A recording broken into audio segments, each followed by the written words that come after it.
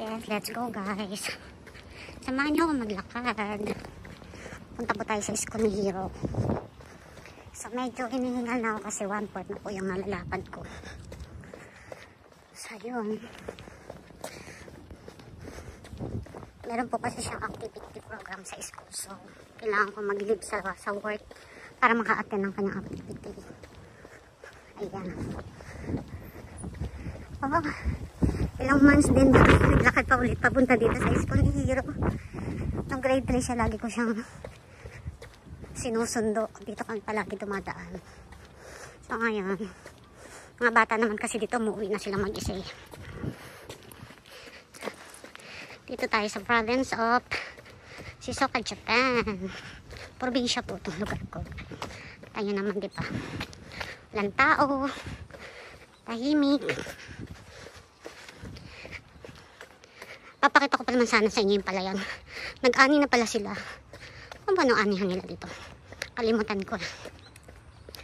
June ba? June, July? Ganun? O August. Siguro ganun kasi tatanam yata sila in December. Ayan. Ang lawak po ng palayan.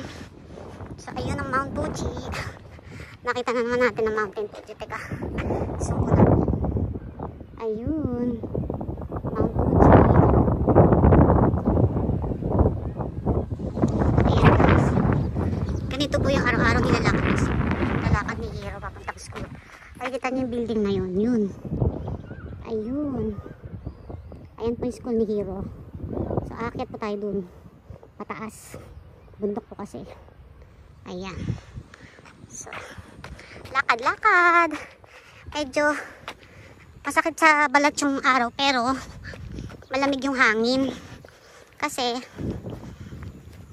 malapit na mag-autumn season dito, kaya ganun. Pero hindi pa naman kasi yung mga puno, hindi pa siya nag-iiba yung kulay. Pag yan yung medyo nag-yellow-yellow na siya. Yellow color. Yellow color ba yan?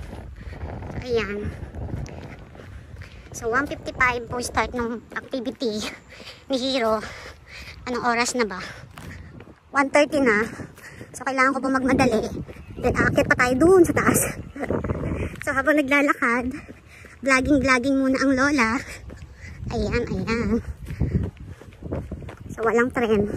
Pwedeng tumawid. Walang tren. Skutan tayo dito. Ayan. So, ayun, mamaya pakita ko sa inyo. Wala na, dumaan yung tren. So, ayan guys. Medyo madamo pa dito. Sila nagdadamo. So, ayan. Meron naman din ditong sementeryo. Parang, sige sabihin natin sementeryo. Pero, oh, yun, Oaxaca. Tawag nila dyan. Kaya sa sementeryo.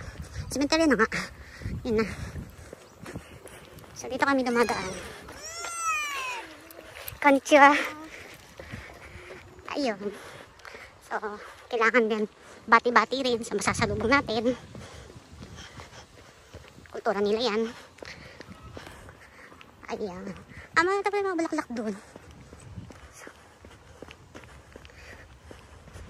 yeah. May mga bulaklak doon. May mga bulaklak. Pili ko kasi mga bulaklak eh. Yan na tayong tayo magtanim.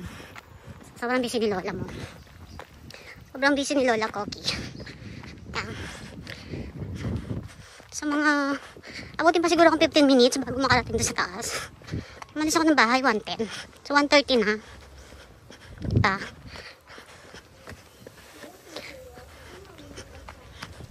Talagang haba talaga na ano. Kaya na masarap magkuha ng video yung walang masyadong tao. Kasi minsan, pag maraming tao, mga hapon minsan titingnan ako, kaya yun. Ay, narinig yun na yung ano ng school. So dito dadaan sa palayan talaga. Sarap ang hangin. Hingal. Tatay exercise.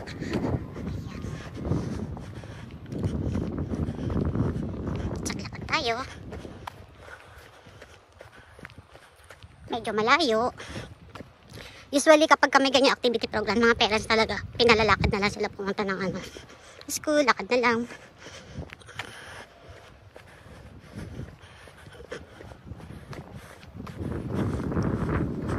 Ayan. So na-miss ko lang tong lugar na to kasi dito ako palaging dumadaan kapag nagsusundo kay Hero. So, Ngayon kasi hindi umuwi na siyang mag-isa. Kaya hindi ko na siya sinusundo. Kaya niya na umuwi mag-isa. Ay, pataas yun dun, guys. Akyatin natin yun. Maganda na. Hingal ako. Wala akong dalang baong tubig. Wala akong dalang tubig.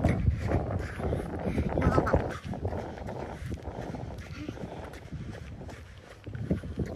So, medyo malamig yung hangin ngayon. Kasi bukas, ulan. Mamayang gabi, ulan daw. Ewan natin kung di na naman magbago yung ano. Ay, naku, yan na yung tren. Sayang. Mamaya pagbalik, kunan ko. Ito dati wala pa tong bahay dito eh. Ngayon may bahay na siya. May bahay na siya. Palayan din yan dati. Palayan lang din yan. Ayun. Grabe ah. Ay, asan na yung tren? Tuwan-tuwa si Hiro kapag may dumadaan tren. Ayun. Yung tren. Papuntang Daiba Station.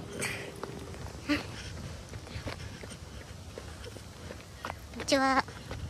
Ayan. Minsan nag-aalangan ako bumati kasi.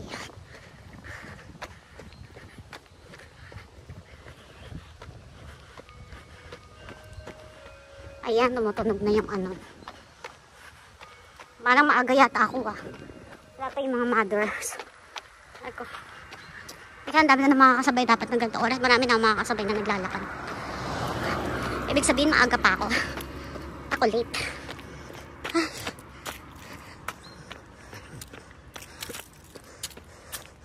Ayun, limited lang kasi ngayon. Hati-hati yung mga section nila. Yung mga activity program. So magsusukat pa tayo ng ano doon.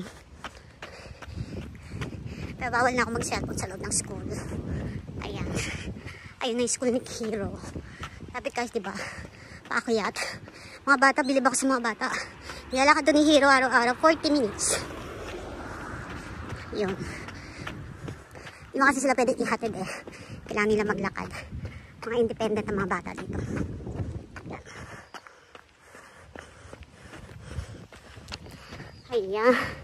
Nakita ko na may mga Fuji. Sabi 8 minutes. Wala kanina. Lakad ako. Video ko. 8 minutes na siya guys. Ayun. May nakita rin akong tao. Papunta na rin sila dun. Mga parents. Lalakad. Mga iba-ibang way kasi sila. Ay. Mga naka-long sleeve kasi medyo malamang gitna. Pero nainitan ako. Kasi lakad ako. Layo. 40. 30 minutes. 35 minutes. Ay, grabe. Grabe yung hingal ko. Pagpakyat. Nakahinga. Oh my God.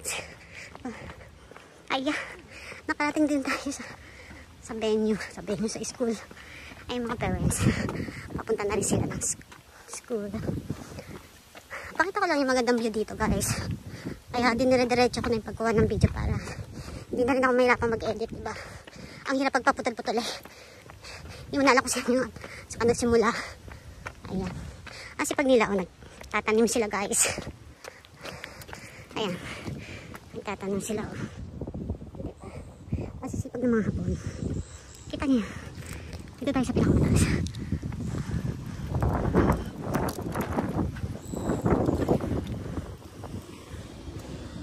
Ayun. Ay, magandang view dito. Kikita niyo yung mga building doon.